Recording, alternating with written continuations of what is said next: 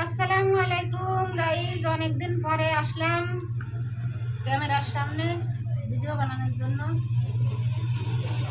এই যে কতদিন অসুস্থ ছিলাম, কাপড় চোপড় ময়লা হয়েছে, খুব পরিষ্কার করতে পারিনি, গোসল করিনি তো এই জন্য। এই যে এখন কাপড় চোপড়গুলো একটু পরিষ্কার করব। এই যে ফুল পাউডারের পানি মিশালাম, এখন এটি মাখায় দেবো। এইমাত্র গোসল করে এসছি তো, এখন এটি পরিষ্কার করবো।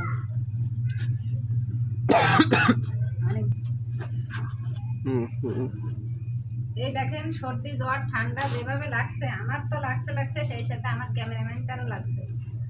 কিভাবে আমরা ভিডিও করব বলেন? এত অসুস্থ শরীরে কি ভিডিও করা যায়? যাই হোক, সর্বোপরি আপনাকে দোয়াই আবার আসতে পারলাম। আপনারা আমাদের জন্য দোয়া করবেন, আমরা যেন তাড়াতাড়ি সুস্থ হতে পারি।